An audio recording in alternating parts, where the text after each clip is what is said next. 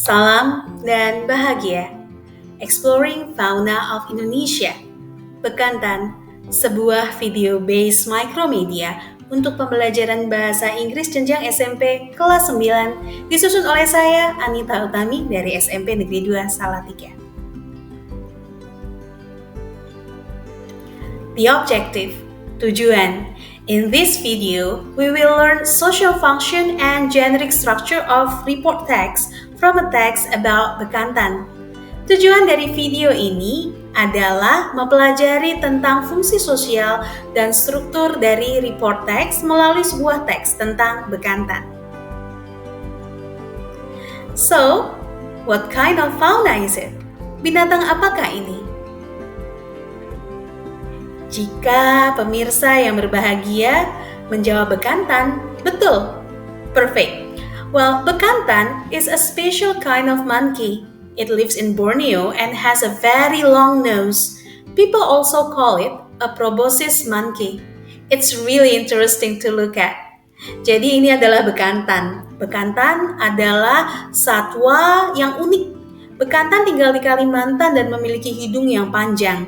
Orang-orang menyebutnya monyet proboscis karena hidungnya yang panjang ini. Bekantan ini sangat menarik untuk dilihat, bukan? So, I bet that you want to know more. Tetapi, mari kita mempelajari fakta-fakta tentang Bekantan ini dengan sebuah teks yang disebut dengan report. Well, apa sih itu teks report? Report text is a text that provides factual information about specific topic, often based on research or observation. Jadi teks report ini adalah teks dalam bahasa Inggris yang menyajikan informasi faktual tentang topik tertentu. Topiknya bisa bermacam-macam, bisa fauna misalnya, flora, atau fenomena alam tertentu. Tetapi semuanya biasanya berdasarkan pada riset dan observasi. Atau kita menyebutnya faktual, berdasarkan fakta. Secara struktur, text report dibagi menjadi dua. The first part is called general classification. Bagian ini berisikan pernyataan umum yang menjelaskan keterangan tentang subjek yang dilaporkan. Keterangan-keterangan detail dan klasifikasinya. Misalnya nanti kita akan melihat pada teks tentang Bekantan, klasifikasi umum yang dijelaskan adalah nama ilmiah, lalu seperti apa informasi umum mengenai ciri fisiknya. Dan di bagian kedua, ada yang disebut dengan description. Pada bagian kedua teks report ini, umumnya memberikan gambaran fenomena atau situasi yang terjadi. Bisa jadi tentang bagian-bagian tubuh tertentu dari binatang yang hendak dituliskan, atau kebiasaan, pola makan, atau hal-hal yang mengancam. So, tanpa berlama-lama, mari kita puaskan rasa penasaran kita tentang Bekantan dengan membaca teks report seperti ini. Di setiap bagian, saya akan berhenti dan memberikan komentar dalam bahasa Indonesia untuk mempermudah pemahaman. Bekantan, or Navalis larvatus, is a unique monkey found in Borneo, Indonesia. It is famous for its long nose, which is why it's called a proboscis monkey.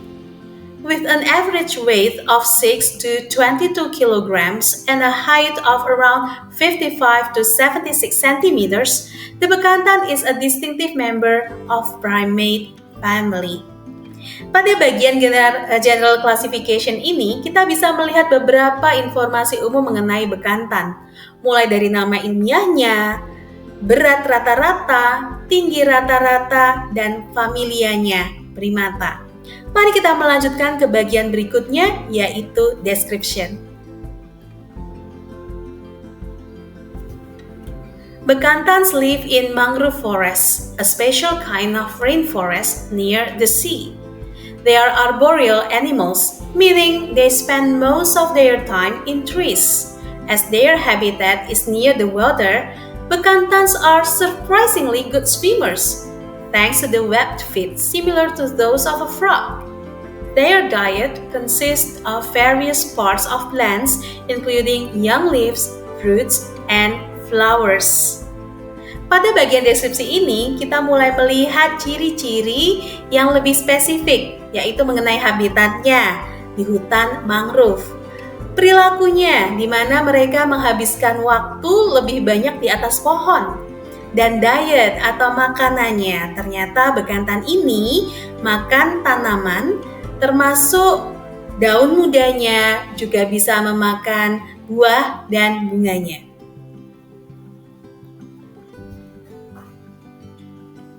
Unfortunately, bekantan is being endangered.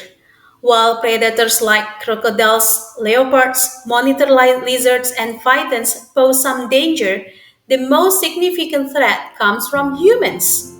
The destruction of their mangrove forest habitat due to the human activities is putting their survival at risk.